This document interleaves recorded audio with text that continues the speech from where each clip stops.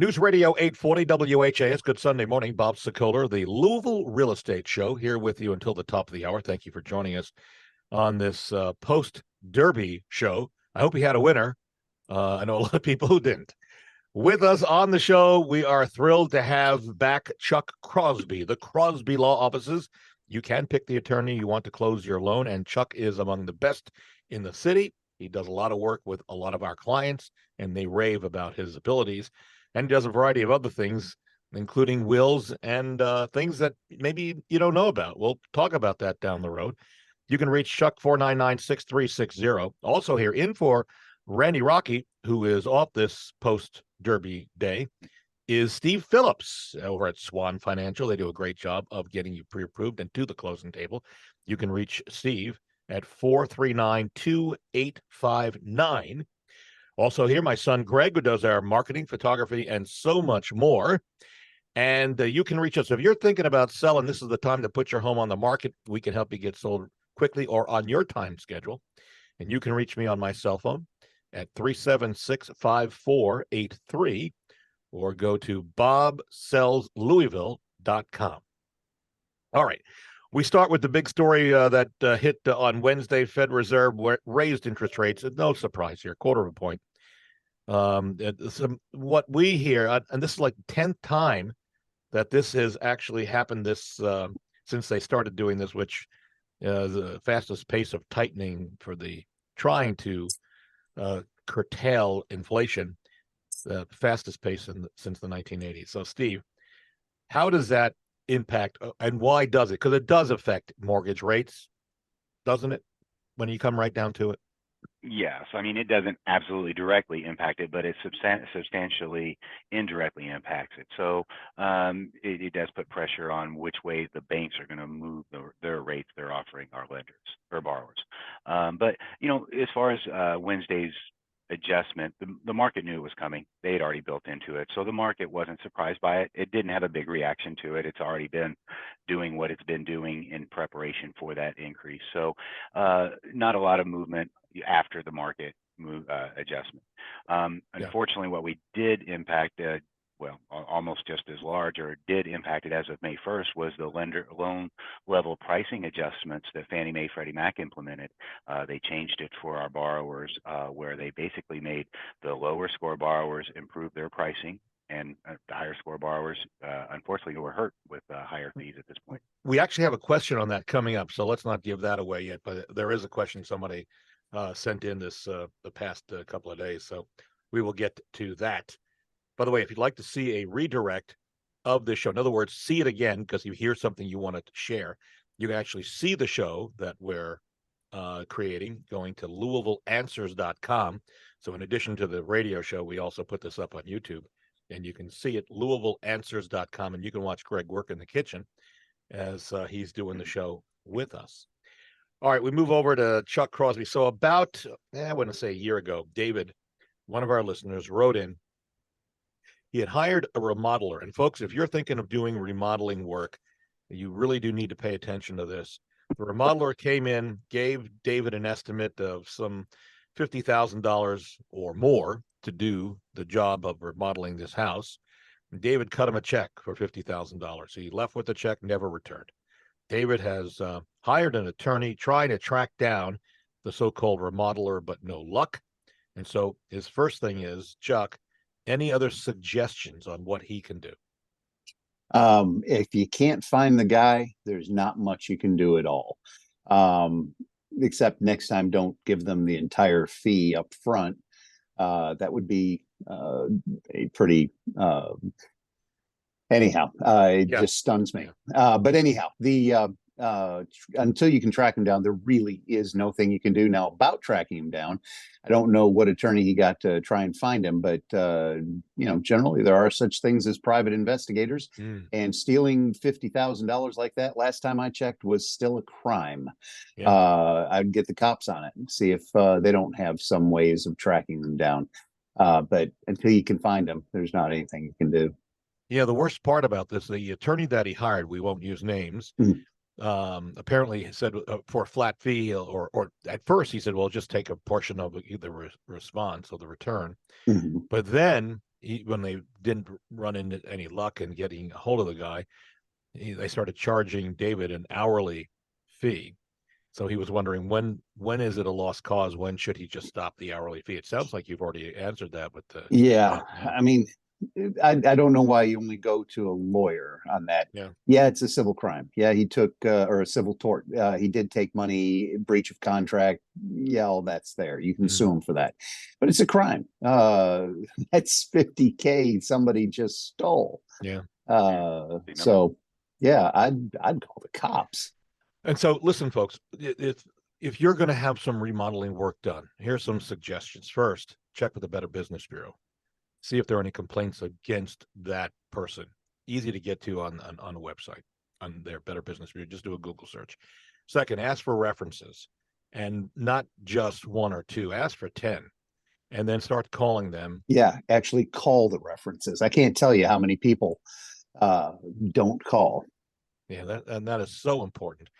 And then, Chuck, what would a 25% as a good faith to start things off, or is that too much already?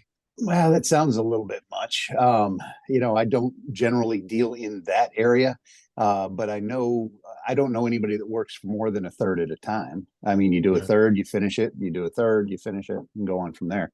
Yeah, and Quarter, yeah, go ahead. that's the reason you want to get more than one reference and interview all of your references, because then you have a pinpoint to go against and say, okay, well, this person's generally down payment here, this person's Yeah, here. Oh, this guy's way too high. There might be something wrong here, and you get the law of averages that will actually help you make your decision and be confident, right?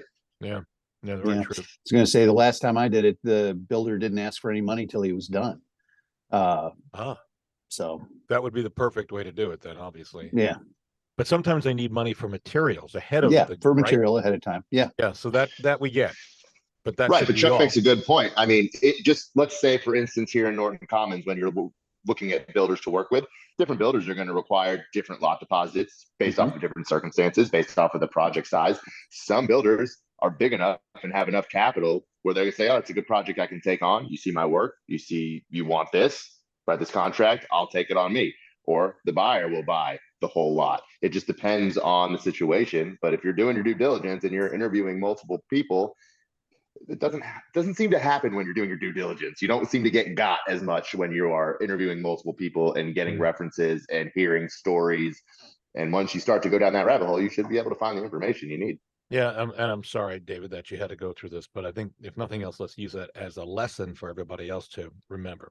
If you want to sign up for our newest newsletter, just so you know, this week's topic is why get a home inspection as a seller. So before you list, we have information there. You go to welovelouisville.com. That's welovelouisville.com. All right, we head next to our next question, and this one, Steve, is coming from Janet. Wants to buy a home this year. She has a 680 credit score, and she says in this email that she doesn't have a whole lot of money to put down. Her lender suggested an FHA mortgage. The realtor she's working with says that sellers look down at an FHA mortgage. She's wondering why. What would you tell her? FHA it's government backed. So for that, the government has implemented a few things that the appraisers are required to do to look out for the buyer. And those issues sometimes hinder the seller because anything the appraiser addresses on that appraisal report, the seller basically will have to fix. And not only fix, but we'll have to send the appraiser back out there to verify it's fixed before the file can close. So those extra things, cracked windows, peeling paint, handrails, don't necessarily have a requirement on the conventional side of the loans. So those appraisals don't care, don't mention it. FHAs have those. FHA, VA, rural housing, all government backed, all have these types of similar situations. And what point could this be a regular conventional loan? What would this credit score have to be in order to get a conventional loan for Janet? Sure, yeah. Well, 680 is certainly a strong enough score for a conventional loan. Okay. You can go down to a 620. That's pretty much the lowest end of the conventional scale, for the most part. A lot of lenders will cut off at 640, but for that, conventional scores, or programs are just more credit score driven. So they want to see the higher scores. They will let you get into the program with those lower scores, but they're going to get, slightly higher interest rate for allowing you to get into those with those scores. Yeah, so one of the things you might want to do is shop around. We'll give out Steve's number over at Swan Financial in just a couple of minutes. That may be helpful to you. And once you can also do credit repair if you're having a credit problem, folks. Once upon a time, years and years ago, son Greg, who's busy cooking right now, had terrible credit, but he's worked on that pretty heavily, right? Yeah, I mean, fresh out of college, no one taught me anything. Bob, you should have. No, I'm just joking. No, I went wild. I got 2 credit cards, and thankfully, wasn't able to do enough damage because I didn't have enough credit to get more money. But I maxed out 2 credit cards, didn't think about paying them. I actually got with Randy over at Swan Financial and his team, and they helped me get to where I am today, above 800, and don't look back. There you go. Yeah. So it is Nice. possible, even for Greg. If Oh, for Greg sure. can do it, anybody can do it, folks. Really. And listen, it was a slow Yeah. process. It wasn't overnight. Randy set up a plan with me. It took about 1.5 years to get to where I could get one of the first mortgage packages that was out, and it was a 3% down payment. Got me into my first house before the housing bubble started to rise, and I kind of rode the wave. We got lucky, but it is possible. If you want to hear what sellers are saying about us, go to LouisvilleSellersTalk.com. If you want to read our reviews, easy. Go to LouisvilleZillow.com or LouisvilleGoogle.com. We're very proud of those reviews. Chuck, back over to you. Savannah sent us this email, and this is just unbelievable. Condo Association called her back in 2020. So we're going to break this down, Chuck. Okay. Condo Association where she's living called her back in 2020, said there was a leak somewhere in the building, and they had to get in to see her unit, and because they thought the shower was the cause. She said, no, I'm leaving for work. I've got to go. I cannot let anybody in. They threatened fines against her if she didn't allow the access, and so she ended up letting them in. So that's point one. So can they fine you if you don't let a condo association member in for a suspected leak? The quick answer is generally yes. The longer answer is you'd need to look at the condo docs to make sure they can, though I can't imagine a condo docs not allowing that. The third answer is that just doesn't sound like hey, you get a phone call at 7 a.m. saying, hey, let me in. And if you don't, by the end of the day, I'm going to have fines. The whole fine process takes a few months as a general rule. And, that sounds to me like there might be more to the story. Okay, there is. Well, there is, but not with the way you're thinking. So she lets him in. She's late for work. They took all the things out from under her vanity and left them out, by the way. They cut a hole in the ceiling above her shower and left everything like it was. And so it's a mess, is what she's saying now here in 2023. She's thinking about selling her condo in the next year or so because she's getting married. She can't sell it with a hole in the shower ceiling. Does she take legal action against the board? What are your thoughts? Are we looking at cake diplomacy for the condo board? No, generally you can't do that with the condo board. Yeah, they got that right. Yeah, they tend to be a little stiff-necked. Obviously, she's got to fix it. Okay. Depends on which condo it is as to where the condo's liability goes. If they cut the hole, though, to determine where there was a problem and the problem wasn't hers, then I would imagine she's got a pretty decent argument to make them pay for it.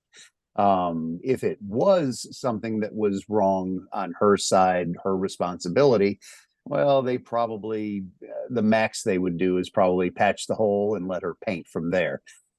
In any event, before you can do anything, you got to fix it. If she's going to wait on them to fix it and then try and sell it, then that's not mitigating the damages. If you harm me, I have to do what I can to keep the, to make that harm stop. Okay. Let's say that you cut me accidentally. If I don't go and get my arm fixed, you're not necessarily responsible for the added, injury on down the way from not having it looked at. Same thing here. They cut a hole. Okay, great. Fix the hole and then sell the property, and then, go after them for the amount of money that it costs to fix the hole. Yep. That's you can't say, oh, you cost me a listing. You got to, anyhow. Yeah, so I would go to the board and say, hey, look, folks, this is still like, take a picture of it, send it to the board members, say, hey, and then you still need to disclose that there was a hole cut in the ceiling on the disclosure when you sell, Savannah. And that's because if an inspector looks up and sees a hole that's been patched up or remnants of it, and then they're going to wonder why. You don't want to set up a feeling of distrust. Well, right? hopefully the contractor she gets won't run off with her check and will Yes. actually put it back together so you can't tell there was a hole. Yeah. It's not difficult to patch those up. Even I can do it. Yeah, you've got to mitigate the damages.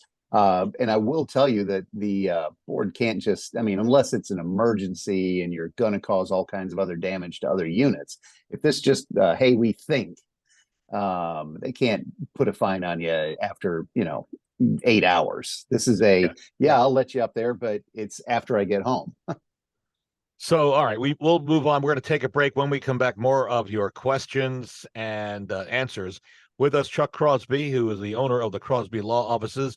Not only does he a phenomenal job at real estate closings, he also does landlord-tenant disputes, foreclosure defense, commissioner sale help, wills, and powers of attorney. He's an all-around great guy and a great attorney.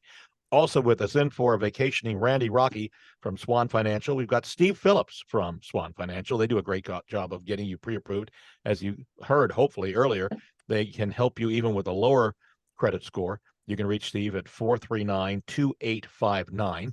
My son Greg, who is finishing up his breakfast, you can watch him cook that breakfast if you go to LouisvilleAnswers.com, because he's doing double duty this morning. And if you're looking to sell your home, we can help you. Easy. And it's free of charge, no obligation. If you want me to come out, talk to you about the process, either by phone or in person, and or Zoom. You call me at 376-5483, or you can go to WeSellLouisville.com, or you can go to BobSellsLouisville.com. We're back in a moment on News Radio 840 WHAS. News Radio 840 WHAS, Bob Sokoler, Louisville Real Estate Show, continuing to the top of the hour. Thank you, Barbara Corcoran, by the way. And if you didn't recognize it, that's a new commercial.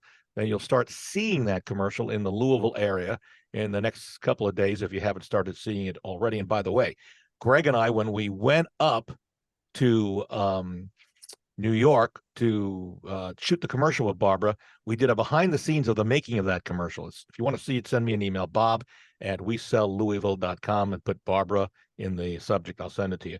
Again, Chuck Crosby. We've got Rand with us in for Randy, Steve, Bob Sokoler, my son Greg, and we thank Barbara for her help. And just remember that to list with us using the guaranteed sale, there is no obligation. There's no extra fees. You can cancel at any time. All right, next we go back on to the questions for, let's see, Billy. This is for you, Steve. Billy has fabulous credit, he says, and you'll recognize this question. And in this email, he says he owns a $400,000 home, wants to sell, and then purchase an even bigger home.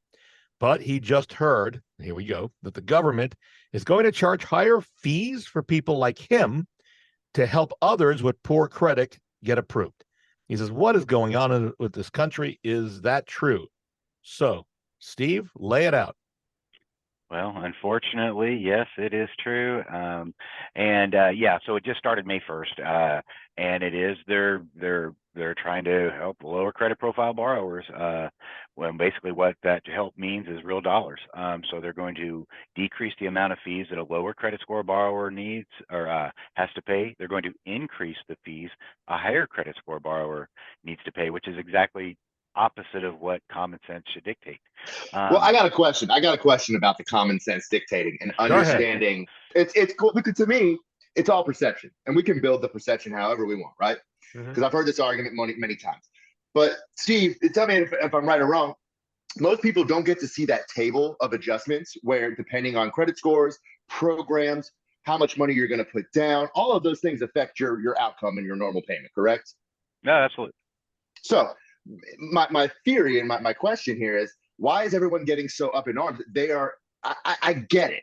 We're mad that we're helping people that are less than and cannot afford homes, that have had crappy credit scores for one reason or not access to another.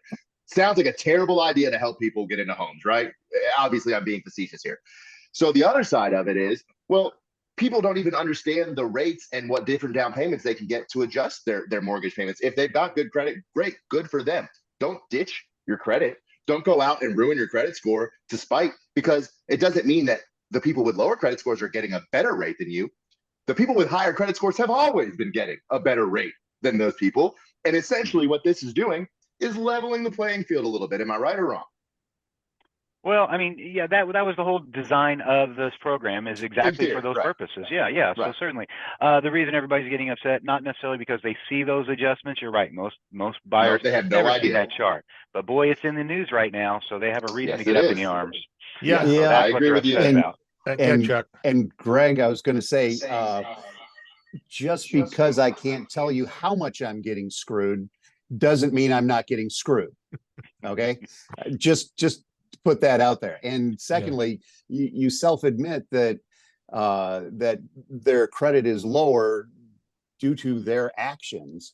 Why should I help out for that? But the question, Chuck, is, are you going to lower is it- my credit score? That's a bad idea. We Right, agree that's on that. Of course. right? But Yeah. is it the perception that it's costing you, or is it just that the market conditions are so out of control? And we can go back to talking about what the Fed talked about on Wednesday and his whole, they want to get to 2%, and reminding everybody that we're still nowhere near 2%. 2% inflation rate, right, yeah. So Yeah. understanding the market and understanding, first off, inventory. Second off, we already talked about FHA loans not even being attractive. So most people in a conventional loan situation are going after FHA loans, correct?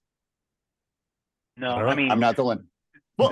sometimes it makes. I'm looking at general. So my point being is, for the most people who are fortunate enough to continue to do business, they're not being affected nearly as much by this decision as they are the market, that is the actual market conditions that are forcing rates up to begin with. So when everyone wants to get up in arms, it's because they're watching the news and they don't know what to think, but they're not really asking the intelligent questions of, well, who is this really hurting? Am I hurting because I'm giving another person a better chance at affording? Because I know a lot of people who simply don't have access to credit. They've never had access to it. They don't have low credit scores because they've made bad choices. They've just never had access. All right, this is only a half-hour show, so let me just speak on behalf of some people who might be saying, I'm going to be the devil's advocate here, that this could be called the Robin Hood regulation, where you're taking from the rich and giving to the poor. And it's political fodder is what it is. Okay, whatever. Again, let's move on. His heads to get them all riled up when there's really nothing affecting you. Look at here it is. Here's what it is. Ready? Let's turn everybody on each other while our government gets to take their hands on everything. And we're not pointing at them for being the problem. We're pointing at the poor people who didn't get a chance. All right, we're moving on. Here we go.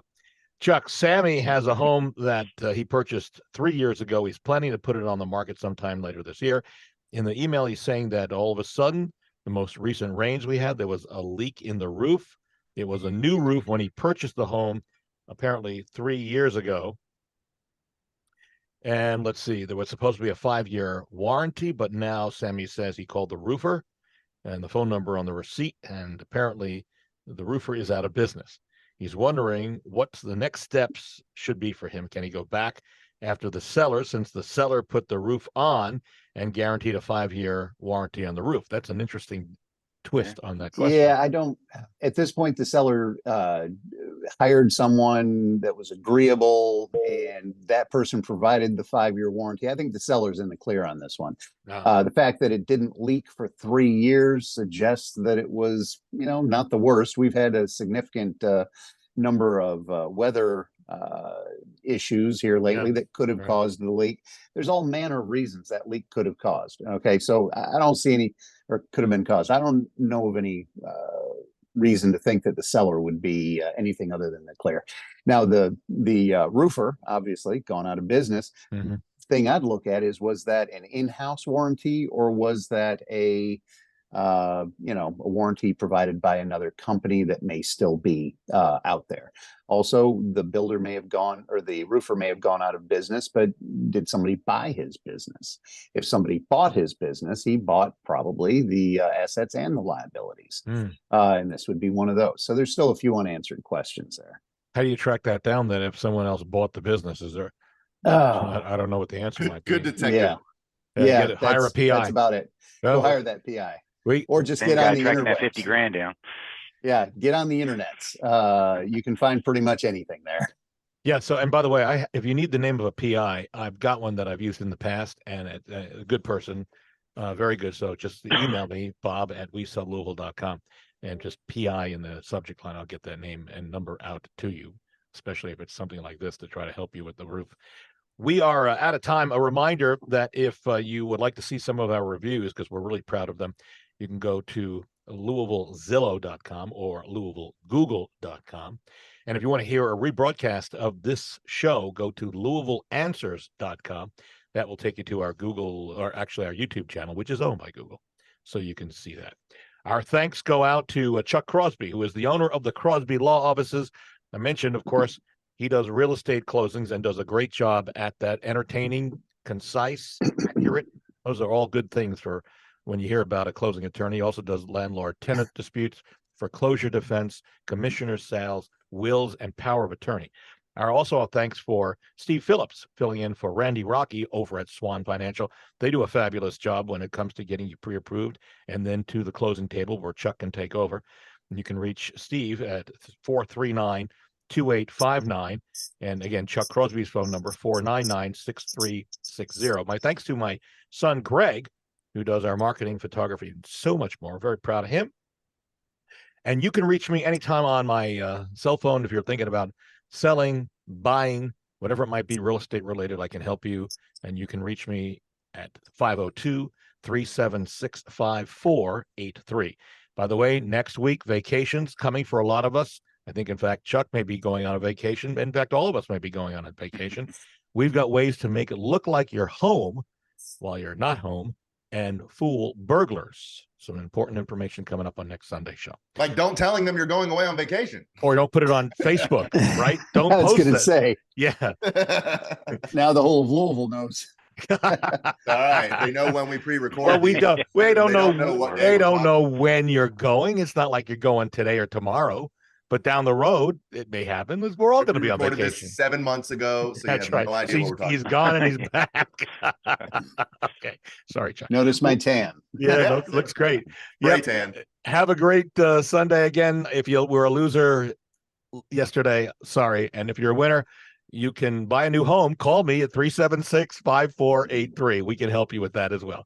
Have a great Sunday. See you next Sunday on News Radio 840 WHAS.